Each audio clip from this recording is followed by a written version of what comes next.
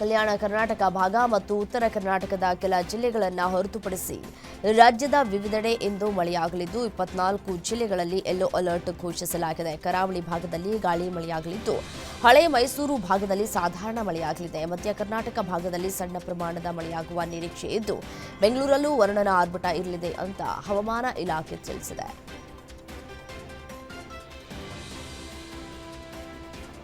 ಆಂಧ್ರಪ್ರದೇಶದ ನಂದ್ಯಾಲ ಜಿಲ್ಲೆಯ ಶ್ರೀಶೈಲಂನಲ್ಲಿರುವಂತಹ ಶ್ರೀ ಭ್ರಮರಾಂಬ ಮಲ್ಲಿಕಾರ್ಜುನ ಸ್ವಾಮಿ ವರ್ಲ ದೇವಸ್ಥಾನಕ್ಕೆ ಪ್ರಧಾನಿ ನರೇಂದ್ರ ಮೋದಿ ಭೇಟಿ ನೀಡಿದ್ರು. ಈ ವೇಳೆ ಹಸುವಿನ ಹಾಲು, ಮೊಸರು, ತುಪ್ಪ, ಜೇನುತುಪ್ಪ ಮತ್ತು ಸಕ್ಕರೆಯ ಪವಿತ್ರ ಮಿಶ್ರಣವಾದ ಪಂಚಾಮೃತ ಬಳಸಿ ದೇವರಿಗೆ ರುದ್ರಾಭಿಷೇಕ ನೆರವೇರಿಸಿದ್ರು. ನಂತರ ದೇವಾಲಯದಲ್ಲಿ ಸ್ವಲ್ಪ ಸಮಯ ಧ್ಯಾನ ಮಾಡಿ ಪ್ರಾರ್ಥನೆಯನ್ನ ಸಲ್ಲಿಸಿದ್ರು.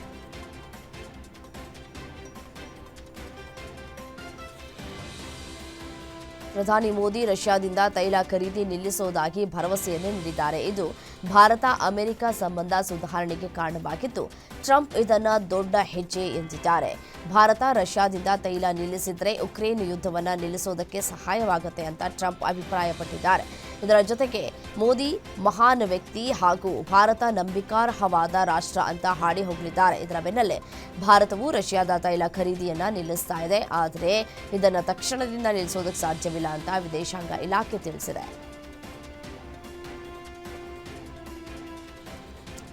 ಭಾರತ ರಷ್ಯಾದಿಂದ ತೈಲ ಖರೀದಿಯನ್ನ ನಿಲ್ಲಿಸುವುದಾಗಿ ಪ್ರಧಾನಿ ಮೋದಿ ಭರವಸೆಯನ್ನ ನೀಡಿದ್ದಾರೆ ಎಂಬ ಟ್ರಂಪ್ ಹೇಳಿಕೆಗೆ ತಿರುಗೇಟು ನೀಡಿರುವ ಭಾರತದ ವಿದೇಶಾಂಗ ಸಚಿವಾಲಯ ಪ್ರಧಾನಿ ಮೋದಿ ಅಮೆರಿಕ ಅಧ್ಯಕ್ಷ ಡೊನಾಲ್ಡ್ ಟ್ರಂಪ್ ನಡುವೆ ಯಾವುದೇ ಫೋನ್ ಸಂಭಾಷಣೆ ನಡೆದಿಲ್ಲ ಅಂತ ಹೇಳಿದೆ. ಈ ಬಗ್ಗೆ ಪ್ರತಿಕ್ರಿಯಿಸಿದ ವಿದೇಶಾಂಗ ಸಚಿವಾಲಯ ವಕ್ತಾರ ರಣಧೀರ್ ಜೈಸ್ವಾಲ್ ನಿನ್ನೆ ಇಬ್ಬರೂ ನಾಯಕರ ನಡುವೆ ಯಾವುದೇ ಸಂಭಾಷಣೆ ನಡೆದ ಬಗ್ಗೆ ನನಗೆ ತಿಳಿದಿಲ್ಲ ಅಂತ ಹೇಳಿದ.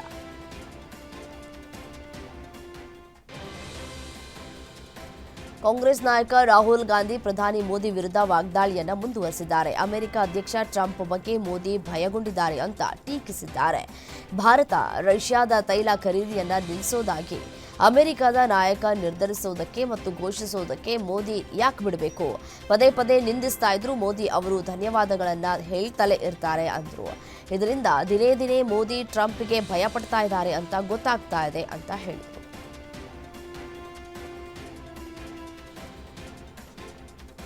ಛತ್ತೀಸ್ಗಢದ ಅಬೂಜ್ಮರ್ ಗುಡ್ಡಗಾಡು ಅರಣ್ಯ ಪ್ರದೇಶ ಉತ್ತರ ಬಸ್ತಾರ್ನಲ್ಲಿ 170 ಮಾವೋವಾದಿಗಳು ಶರಣಾದ ನಂತರ ಪ್ರದೇಶಗಳನ್ನು ಕೇಂದ್ರ ಗೃಹ ಸಚಿವ ಅಮಿತ್ ಶಾ ನಕ್ಸಲ್ ಮುಕ್ತ ಅಂತ ಘೋಷಿಸಿದ್ದಾರೆ.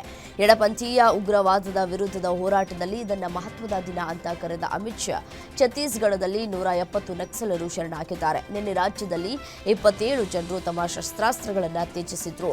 ಕಳೆದ 2 ದಿನಗಳಲ್ಲಿ 258 ಎಡಪಂಥೀಯ ಉಗ್ರಗಾಮಿಗಳು ಹಿಂಸಾಚಾರವನ್ನು ತ್ಯಜಿಸಿದ್ದಾರೆ ಅಂತ ಹೇಳಿದ್ದಾರೆ.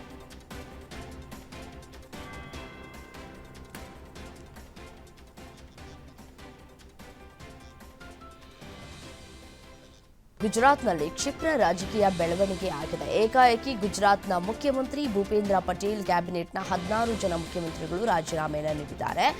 ಸಿಎಂ ಭೂಪೇಂದ್ರ ಪಟೇಲ್ ಮಂತ್ರಿಗಳ ರಾಜೀನಾಮೆಗಳನ್ನು ಅಂಗೀಕರಿಸಿದ್ದಾರೆ. ಜೊತೆಗೆ ಗುಜರಾತ್ ರಾಜ್ಯಪಾಲ ಆಚಾರ್ಯ ದೇವವ್ರತ್ರನ್ನು ಭೇಟಿ ಮಾಡಿ ಹೊಸ ಸಚಿವ ಸಂಪುಟ ಪುನರ್ರಚನೆಗೆ ಹಕ್ಕನ್ನು ಮಂಡಿಸಿದ್ದಾರೆ. ಭೂಪೇಂದ್ರ ಪಟೇಲ್ ನೇತೃತ್ವದ ಗುಜರಾತ್ ಸಚಿವ ಸಂಪುಟ ಇಂದು ವಿಸ್ತರಣೆಯಾಗಲಿದೆ. ಸುಮಾರು 10 ಹೊಸ ಸಚಿವರು ಸೇರ್ಪಡೆಗೊಳ್ಳುವ ಸಾಧ್ಯತೆ.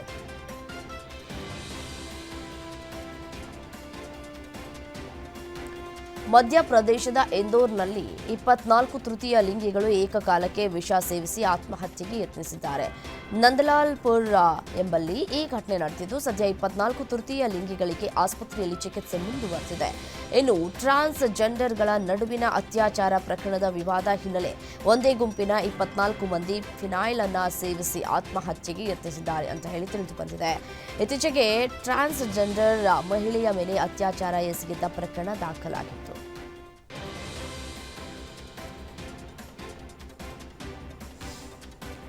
ಮಧ್ಯಪ್ರದೇಶದಲ್ಲಿ ವಿಷಪೂರಿತ ಕೆಮ್ಮಿನ ಸಿರಪ್ ಸೇವಿಸಿ ಮಕ್ಕಳು ಮೃತಪಟ್ಟ ಘಟನೆಯ ನೆನಪು ಮಾಸುವ ಮುನ್ನವೇ ಇಲ್ಲಿನ ಸರ್ಕಾರಿ ಆಸ್ಪತ್ರೆಯೊಂದರಲ್ಲಿ ಮಗುವೊಂದಕ್ಕೆ ನೀಡಲಾಗಿದ್ದ ಆಂಟಿಬಯೋಟಿಕ್ ಔಷಧದಲ್ಲಿ ಹುಳುಗಳು ಕಂಡುಬಂದಿವೆ ಎಂಬ ಆರೋಪಗಳು ಕೇಳಿಬಂದಿವೆ. ತನ್ನ ಮಗುವಿಗೆ ನೀಡಲಾಗಿದ್ದ ಔಷಧಿಯ ಕುರಿತು ಮಹಿಳೆಯೊಬ್ಬರು ದೂರು ನೀಡಿದ ಬೆನ್ನಲ್ಲೇ ಗ್ವಾಲಿಯರ್ ಜಿಲ್ಲೆಯ ಮುರಾರ್ ಪಟ್ಟಣದಲ್ಲಿರುವ ಈ ಸರ್ಕಾರಿ ಆಸ್ಪತ್ರೆಯಲ್ಲಿರುವ ಎಲ್ಲ ಅಜಿಥ್ರೋಮೈಸಿನ್ ಔಷಧಿಯ ಸಂಗ್ರಹವನ್ನ ಮುಟ್ಟುಗೋಲು ಹಾಕಿಕೊಳ್ಳಲಾಗಿದೆ.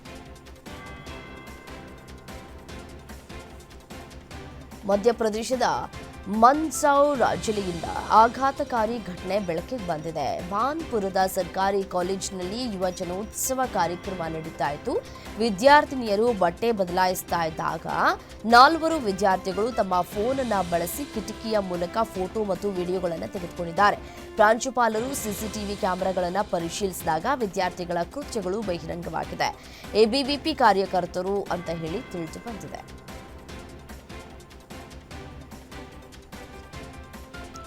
ಜೂನ್ನಲ್ಲಿ ಅಹಮದಾಬಾದ್ ಬಳಿ ಅಪಘಾತಕ್ಕೀಡಾಗಿ 260 ಜನರ ಸಾವಿಗೆ ಕಾರಣವಾದ ಏರ್ ಇಂಡಿಯಾದ pilot in command captain Sumit Sabharwal ಅವರ ತಂದೆ ಇದೀಗ ಈ ದುರಂತದ ಬಗ್ಗೆ ಸ್ವತಂತ್ರ ನ್ಯಾಯಾಂಗ ತನಿಖೆಗಾಗಿ ಸುಪ್ರೀಂ ಕೋರ್ಟ್ಗೆ ಅರ್ಜಿ ಸಲ್ಲಿಸಿದ್ದಾರೆ.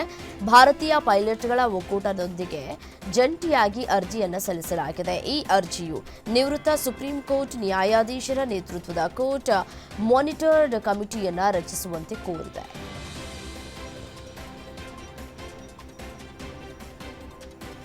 ವಿಕಸಿತ ಭಾರತದ ಗುರಿಯೊಂದಿಗೆ ಇಂದು ಆದಿ ಕರ್ಮಯೋಗಿ ಅಭಿಯಾನದ ರಾಷ್ಟ್ರೀಯ ಸಮಾವೇಶ ನಡೆಯಲಿದೆ. ಕೇಂದ್ರ ಸರ್ಕಾರವು ವಿಕಸಿತ ಭಾರತದ ಗುರಿಯತ್ತ ಸಾಗ್ತಾ ಇದೆ.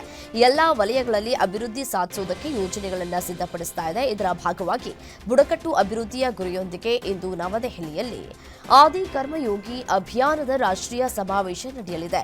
ಪ್ರಧಾನಿ ನರೇಂದ್ರ ಮೋದಿಯವರ ನೇತೃತ್ವದಲ್ಲಿ ಆಯೋಜಿಸಲಾಗ್ತಾ ಇದೆ. ಕಾರ್ಯಕ್ರಮದಲ್ಲಿ ರಾಷ್ಟ್ರಪತಿ ದ್ರೌಪದಿ ಮುರ್ಮು ಮುಖ್ಯ ಅತಿಥಿಗಳಾಗಿ ಭಾಗವಹಿಸಲಿದ್ದಾರೆ.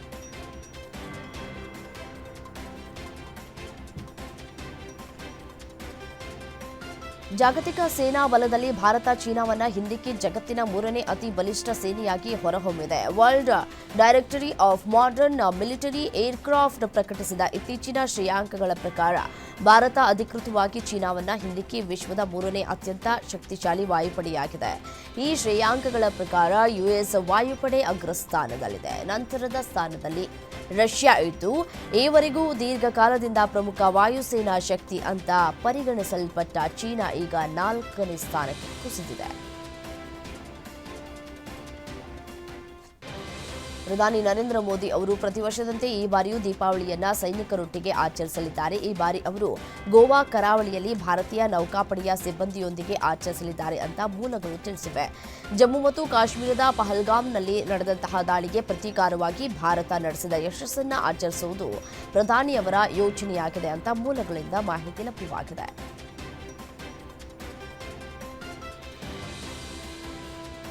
ಯೆಮೆನ್ನಲ್ಲಿ ಸ್ಥಳೀಯ ಪ್ರಜೆಯನ್ನ ಕೊಲೆ ಮಾಡಿದ ಆರೋಪದಲ್ಲಿ ಶಿಕ್ಷೆಗೆ ಗುರಿಯಾಗಿರುವ ಕೇರಳದ ನರ್ಸ್ ನಿಮಿಷಾ ಪ್ರಿಯಾ ಅವರ ಮರಣದಂಡನೆ ಶಿಕ್ಷೆಯನ್ನ ತಡೆಹಿಡಿಯಲಾಗಿದೆ. ಯಾವುದೇ ಪ್ರತಿಕೂಲ ಘಟನೆಗಳು ನಡೆದಿಲ್ಲ ಅಂತ ಸುಪ್ರೀಂ ಕೋರ್ಟ್ಗೆ ತಿಳಿಸಲಾಯಿತು.